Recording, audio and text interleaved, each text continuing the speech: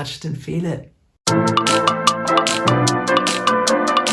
Sony Pictures Morbius. Luckily I was invited to the fan premiere by Sony Pictures.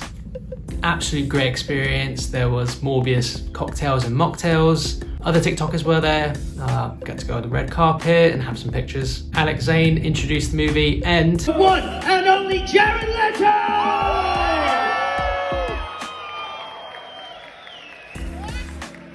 Wow. How you doing, man? I could just retire now after an intro. Like, what a great job, man. Give a little round of applause for our man up here. Man. London! How you doing? Drunk as usual. So this film starred Jared Leto, which you may know from other films like Lord of War, Requiem for a Dream. Also, we can't forget about The Suicide Squad and Zack Snyder's Justice League as well. Other stars included Matt Smith, which you may know from The Crown, or even more famously, Doctor Who. Jared Harris, which is the son of Dumbledore, Richard Harris, but you may know him from Sherlock Holmes, Mad Men. So there will be spoilers ahead on this review. I will break down a little bit into that, but let's get cracking. Initially I thought, okay, right, I didn't like the trailers. This has been delayed 6 times now. Spider-Man No Way Home came out in December and this is being released on the 31st of March. Yeah, about that. It overall, holy it. It was an experience anyway going to the premiere because there was no film trailers, there was no build-up, it was just bam, you're in. That was it. So the opening scene started off of him collecting bats using some cool technology. To be honest, that was good. The sound, so it was at Leicester Square in London. It was at the Odeon Leicester Square in London. Phenomenal sound, and that is one of the things I praise about this movie is the sound design. Probably choppy in areas, but I'll come on to it a bit later. But yeah, there's some sound scenes which are brilliant, and I do like those parts. But yeah, it was very choppy editing. The introduction felt a bit off. So he opens up, with collecting bats in South America or Africa. These vampire bats. It's a good introduction for that. But then going to his childhood with his foster brother, orphan brother. I don't know why he was dropped off there. It showed that he's getting a Nobel Prize. It was just it was cut poorly. Going into that is him testing for it. They have to test that outside at sea. It just didn't feel right. It just felt a bit, they're through here. There's some Greek boys fighting him, and then it didn't feel natural. There was no flow. Even if Disney Plus series of Marvel is free flowing and things like this did not flow. And for that I found it very difficult to watch. Other than that, no, it felt really choppy. And I think the scene on the ship was actually pretty cool. So you actually see him become the living vampire that is Morbius, and that was cool. But again, choppy scenes. But him getting his powers with it kept on going into his ears to show he can hear things. So that was actually quite epic. So you can see sound waves, and that they did that well, I must admit. And him jumping and I don't know what goo it was or something. He was just flowing. That was pretty cool. But again, the love interest as well, that didn't really work. The reason being, it was just there was no build up to this kiss scene later on in the movie. It was just right, cool, all right, I've got to go do my fight now, kiss me. It was like that. The villain, Matt Smith. Again, it felt like it was forced. Matt Smith's a great actor. He was great in The Crown, great as the Doctor. But it was okay, you have these powers and you fixed your disease. I want that as well. Okay, then you had it, and then he just kills people. That's it. He just sucks. There was no.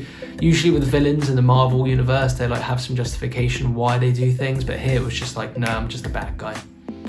yeah, Morbius is a sort of anti-villain. They're trying to make him an anti-villain, but they're trying to make him good, but it didn't really work. And I think the spoiler, when Jared Harris's character died, it felt like it was drama school and it was two actors just shouting at each other, and then I didn't see the point of him calling for help from Morbius to come and see him just to say go get him. That was wasted talent right there from Jared Harris. Really didn't appreciate that.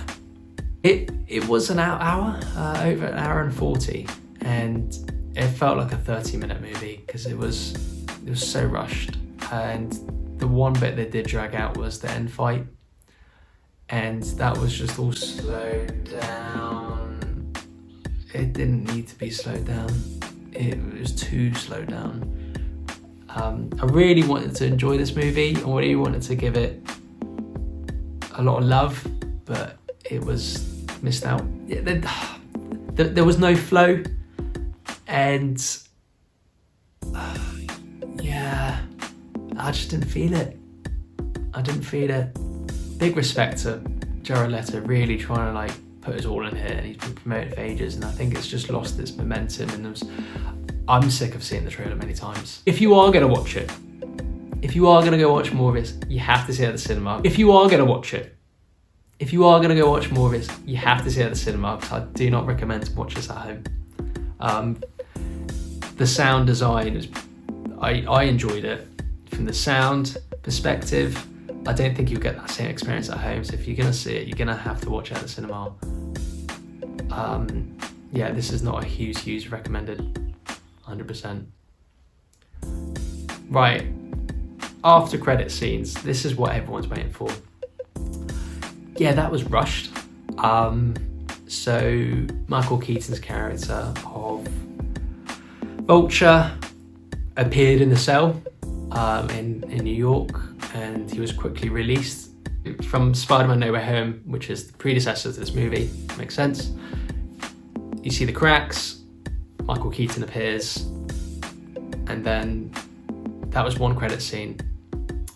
The second after credit scene, Morbius meets Vulture, and Vulture's in his full kit, but does that mean that the Battle of New York with the Chitaurians, did that happen in this Sony Pictures universe of Marvel? How did he get his gear? Like, I don't understand. And then he mentioned Spider-Man. What was this? Like, Spider-Man's in this universe? Like, how's Morbius gonna know Spider-Man? Like, also, speaking of Spider-Man, the trailer had Michael Keaton a lot shown in there. Sorry, Vulture. And then Tobey Maguire's Spider-Man was shown, but that was cut out of the movie.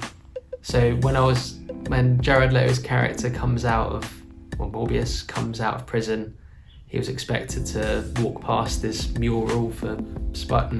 No, never happened. So Venom's in the same universe. Unfortunately, the trailer spoiled that bit, and I couldn't enjoy it in the movie because I saw it in the trailer. I am Venom. I'm just kidding, it's Dr. Michael Morbius. And yeah. He says he's Venom. That was it. So I think they should have just, I don't know how they're going to tie it into Spider-Man. I think it was very forced, and I felt like Michael Keaton was out of place. But maybe that was the idea. Overall, I just don't know where it's going to fit. Like, I think it would have been better if they teased Morbius somewhere in this whole multiverse and then introduce him in his own movie, rather than trying to force this origin story onto us. It needed to happen, but no. However, I feel like from this feedback, if it performs well, that they could really do it justice in a second movie. I really feel that could happen. Not like what they did with Venom 2, that was too short, but they can really help his character. Like, just give Jared Leto a break, you know, just, I know he's got his Oscar now, but just give him some help.